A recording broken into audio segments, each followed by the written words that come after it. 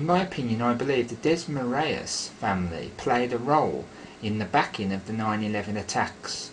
I also, as you know, believe in my opinion that the CSL group was behind the firing of the P700 Granite missile, which took out the Office of Naval Intelligence and Operation Looking Glass based at the Pentagon.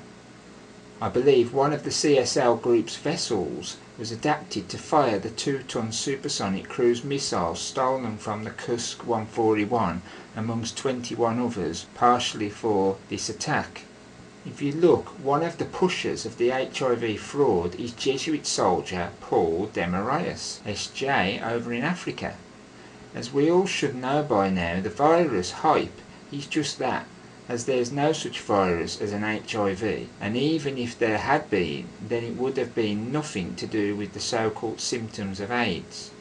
Remember that the origins of the HIV fraud goes back to Knight of Malta Robert Gallo, who was awarded the Sword of Ignatius Loyola Award by the Jesuits at St. Louis University. The Desmarais will have connections within the Worshipful Company of Mercers and the Worshipful Company of Fuelers, which control both the financial and energy sectors. The Fuelers also control the military and intelligentsia. The Mercers basically control everything, as they are the #1 original livery company, having ties to all, such as the education system and banking systems. They were the main banksters in the world a long time before the livery brought about recently the Worshipful Company of International Bankers. If you remember, I told you about the Kennedy assassination being tied to the Coal Meters Committee, who ran the energy with the Mercers behind them. The teams to hit Kennedy came out of Montreal, Canada, and we're not seeing a connection here. The same with the assassination of Lincoln. Kennedy was whacked more for energy, whilst Lincoln was more for finance. Both were destroyed by the old Cardinal Wolsey's Hidden Star Chamber Continuum and the Privy Council, namely Privy Council members John Hobson and Roundell Palmer, respectively. If anyone is to be whacked, this is the command which decides if it's acceptable by law, and these are the ones who write up the documents and sign off on the death warrants for assassination and on wars and so forth. This is where Privy Councillor Peter Goldsmith would have signed off on the 9/11 attacks. As an example of this legal law requirement for these positions, if you now look at Peter Goldsmith, you'll see he now works at the #1 US law firm called D.B. Boyes and Plimpton LLP. This world is controlled through courts tied to the Inns of Court, which all these powerful hidden controllers stem from, and connected with the Bar Association, either into law or finance, at the very top, controlling everything else, including energy, which is the second most important of all.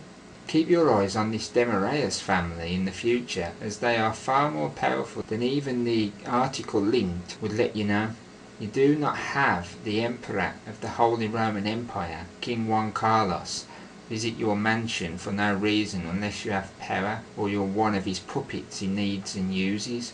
This part of the article linked should have really given you a clue to their power.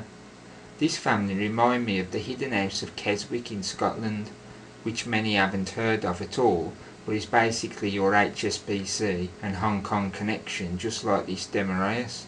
Remember, the guy that started the connection with China was actually Knight of Malta Henry Luce. Then you had later Knight of Malta George Herbert Walker Bush, and of course this Paul Desmarais concluding the deals.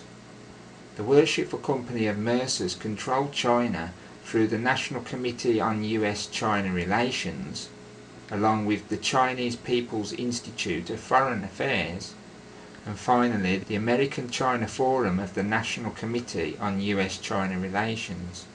Don't be fooled by the upcoming Sino-Russian war with the US. It's all an illusion, with both sides being controlled by the Jesuits and their financiers, the Mercers.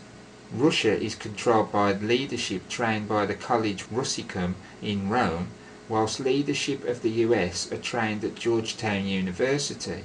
Do a study of the true power of Karl Marcy, whose daughter-in-law, Christine Marcy, was trained at Georgetown University, and she basically controls the United States under the priesthood of a New Jerusalem bully boy Senior Executive Service and the National Academy of Public Administration, remembering that the Jesuits utilised their crown bar to continue the British Empire by proxy for the Roman Empire. This empire uses the crown agents to control a lot of the finance and debt worldwide under the Worshipful Company of Mercers. Just take a look at their CSDR-MS system for starters. The empires never died, and now Emperor King Juan Carlos controls them all under the priesthood of Kronos, aka the Aragon Templars, aka the Jesuit order run by Adolfo Nicolas S.J., remembering Peter Hans Kolvenbach S.J.'s control in the Middle East turmoil as he did in times gone by, whilst Adolfo is more focused on the Far Eastern side of things.